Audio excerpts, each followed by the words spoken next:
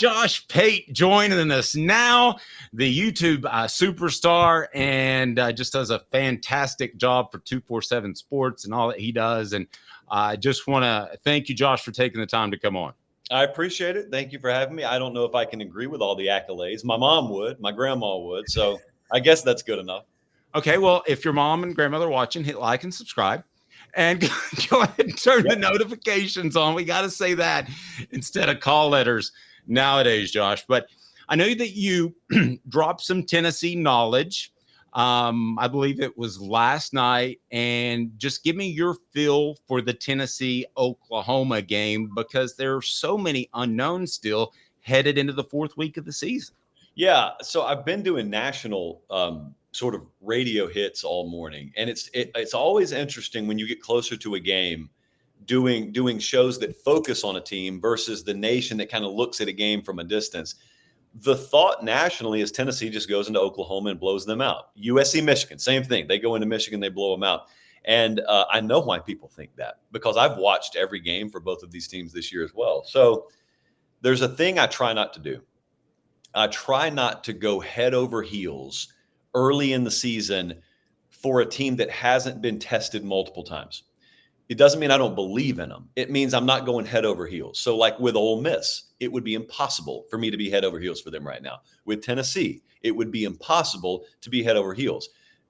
The thing that I wonder is, with a first-year starter at quarterback like Nico, I can be high on him. I would mention his name in Heisman conversation if I had to right now, but I can still have questions about him experiencing firsts.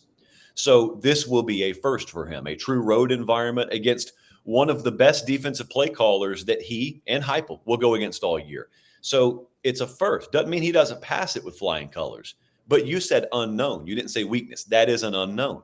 I also am very curious on the back end for Tennessee, the secondary, what the three of us would have talked about ad nauseum in July or August about losing all that returning production back there. And then you had an injury at the nickel position, I believe, that cost him the season. We would have said, ooh, that's a big question mark. All right, well, so far this year, they haven't had to pay a price at all for that on the back end.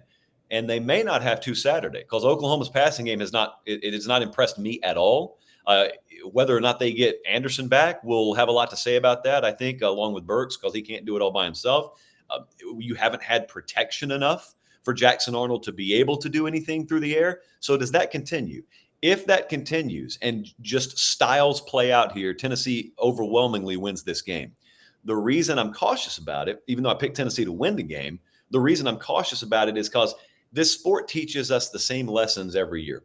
And it's like people choose to get amnesia or they don't choose to get amnesia, but it teaches us the same lessons every year. And what I'm always careful about is, what is a team capable of? All right, define that.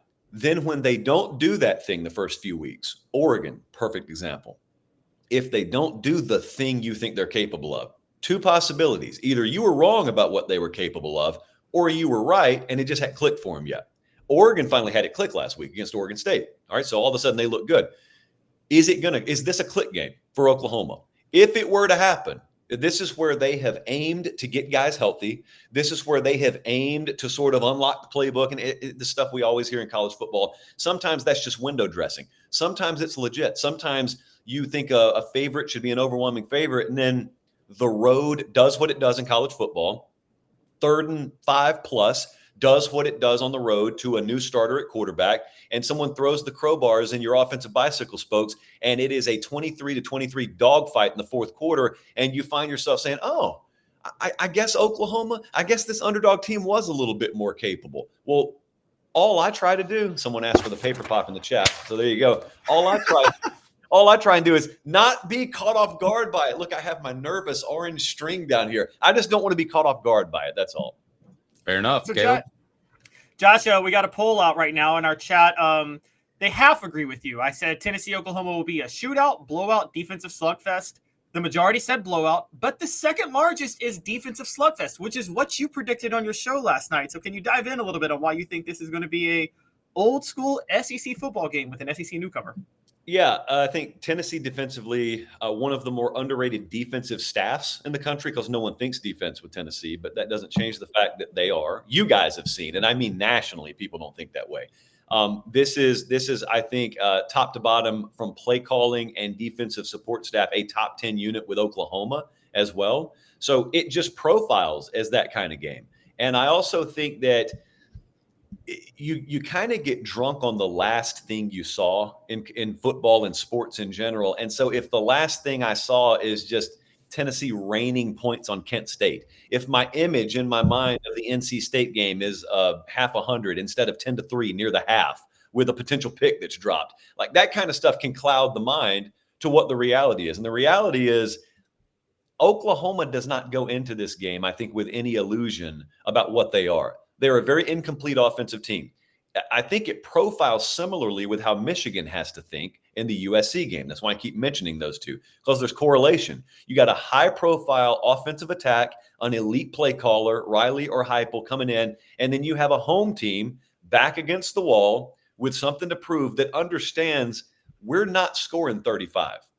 We have to win this game complementary. We have to win this game defensively. And when you got really high-level defensive players that know that all week and you got a home crowd at your back, it's just, I think that's the kind of game you set up to see.